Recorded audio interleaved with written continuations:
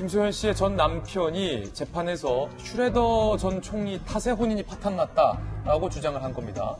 게르하르트 슈레더 전 독일 총리의 부인인 김소연 씨의 전 남편 A 씨의 주장인데요.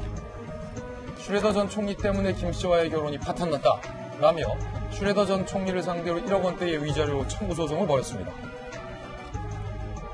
전 남편 측은 과거 인터뷰를 보더라도 2017년 봄경 슈레더 전 총리와의 관계가 변화해 여름부터 확신을 갖게 됐다고 말했다. 이는 이혼하기 전이다라고 주장을 했고요.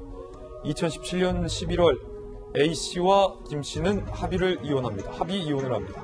이듬해 10월 슈레더 전 총리와 김소연 씨가 결혼식을 올립니다. 슈레더 전 총리와 김소연 씨의 열애설이 불거질 당시에 전 총리 부인은요. 슈레더와 결별한 이유 중에 하나가 2016년 봄에 나타난 프라우 김소연 씨 때문이다라고 얘기했고요. 이에 대해서 김소연 씨 측 입장은요. 수년간 사실상 전 남편과 별거 상태로 살았다. 이혼 조건에 서로 합의해 적법하게 이혼을 완료한 것이다. 라고 주장을 하고 있는 그런 상황입니다. 김광삼 변호사님, 이게 1억 원 위자료 소송 중에 나온 내용이군요.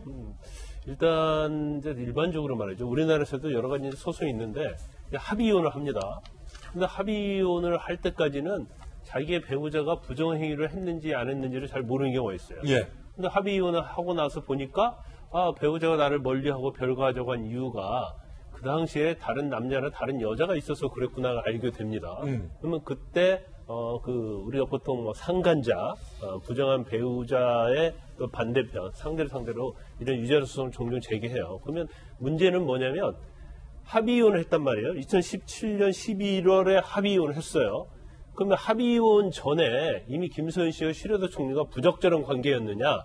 그것이 이 사건에서 가장 중요한 부분이에요. 그렇군요. 그런데 지금 김소연 씨 배우자는 김소연 씨가 어느 인터뷰를 했는데 합의 이혼하기 전인 2017년도 봄경부터 비즈니스 관계에서 뭔가 구체적인 그런 관계로 변화가 있었다 이런 인터뷰한 내용이 있기 때문에 그 전부터 관계가 있었고 또 슈레더 총리가 자기 전 부인과 이혼하는 중에 이것도 합의 이혼 전입니다. 이혼 소송을 하는 중에 슈레더 총리가 슈레더 총리 전 부인이 페이스북에다 올렸어요. 이렇게 이혼을 하게 된 원인 자체가 프라우 김소연 씨에 있다. 이렇게 얘기를 하고 있기 때문에 결국 재판부에서 합의 이혼 전에부터 김소연 씨와 슈레더 총리가 부적절한 관계가 있었느냐. 부적절한 관계가 있었다고 한다면 슈레더 총리가 이 소송에서 지면서 위자료를 물어줄 가능성이 좀 크고 그렇지 않고 합의 이혼 후에 두루 관계가 발전을 해서 결혼을 했다고 한다면 결국은 소송을 제기한 김소연 씨 남편이 패소할 가능성이 크죠.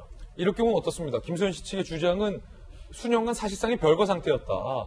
별거 상태 중에 연인 관계로 발전을 했고 그 이후에 합의 이혼을 했다면 법적으로는 어떻게 되는 겁니까? 근데 일반적으로요. 예. 그 슈레더 총리를 만나기 전부터 별거를 했어요. 그러니까 혼인이 이미 파탄된 상태였어요.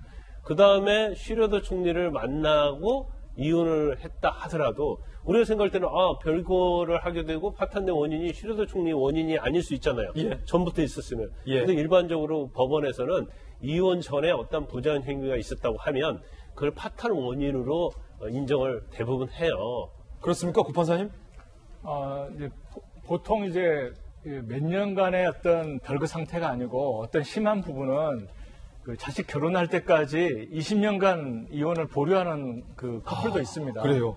근데 그런 경우에 이제 법원에서는 원칙적으로 이제 김 변호사님 말씀하신 것처럼 아무리 그 별거 상태라고 하지만 법적 의무는 남아 있다는 식으로 하는 게 아직도 이제 판례 경향이긴 하지만 10년, 20년 이런 식으로 정말 생사도소를 모를 정도로 정말 그 따로 떨어져 살았다 하는 경우에는 예외적으로 이건 사실상 끝났다고 인정해가지고 어떤 그 법적 책임을 묻지 않는 경우도 좀 있는 거거든요. 근데 이번 이제 사건을 보게 되면은 지금 독일에서 하는 두 부부로 알고 있거든요.